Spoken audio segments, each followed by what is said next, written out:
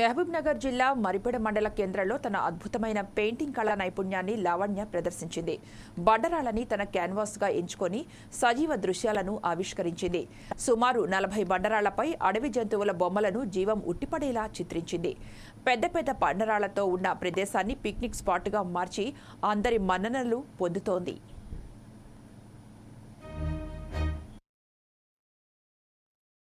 యాదాద్రి భువనగిరి నుండి ఇక్కడికి పెయింటింగ్స్ చేయడానికి వచ్చినాను.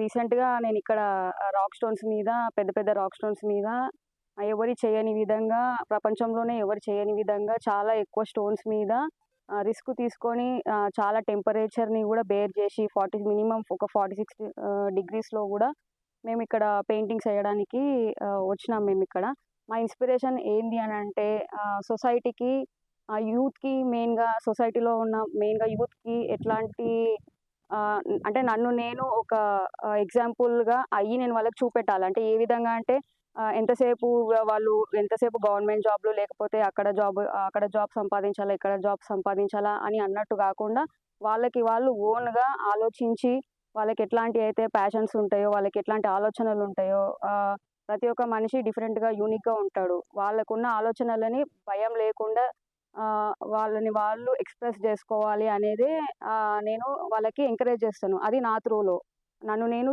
వాళ్ళకి చూయించుకుంటూ నేను వాళ్ళకి ఇట్లాంటి సందేశాన్ని ఇవ్వడానికి నేను ఇష్టపడతాను. సో నేను అదే పని చేయడానికి కూడా ఇష్టపడతాను నేను. అట్లా నేను పెయింటింగ్స్ కూడా ఇట్లా ఇదొక డిఫరెంట్ ఫీల్డ్ అని చెప్పేసి నాకు ఇష్టం కాబట్టి నేను ఇది చూస్ చేసుకున్నాను. సో ఎంతసేపు ఇట్లనే జాబ్స్ అవి ఇవి అది కాకుండా వాళ్ళకి నచ్చింది వాళ్ళు ఇంప్లిమెంట్ చేయాలని నేను వాళ్ళని మోటివేట్ చేస్తాను.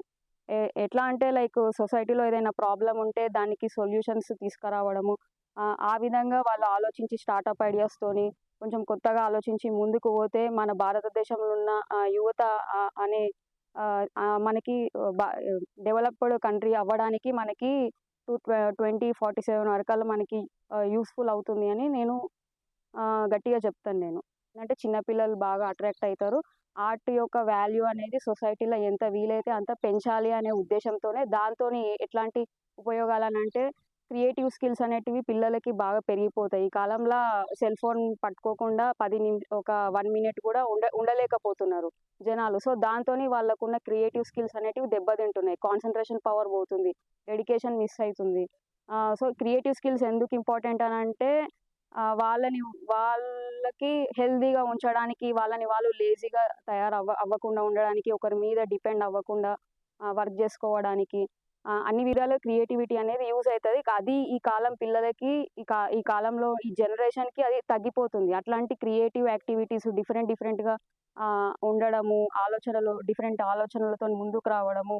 అండ్ ఇంకా మన భారతదేశంలో యూత్ ఎక్కువ ఉంటారు. సో వాళ్ళకి నచ్చిన పనులు రిస్క్ చేసి క్యాలిక్యులేటర్ రిస్క్స్ చేసి వాళ్ళు ముందుకు వెళ్తే మన ఇండియా ఖచ్చితంగా డెవలపింగ్ నుండి డెవలప్డ్ అవుతుందని నేను 100% నేను చెప్తాను.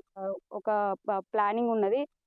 కాశ్మీర్ నుండి కన్యాకుమారి వరకు ప్రతి ఒక్క స్టేట్లో మెయిన్ దేవాలయం ఏదైతే ఉన్నదో దాన్ని లైవ్లో పెయింటింగ్ చేసి అక్కడి దేవాలయానికి ఇచ్చేసి అండ్ అక్కడ ఆ ఏరియాలో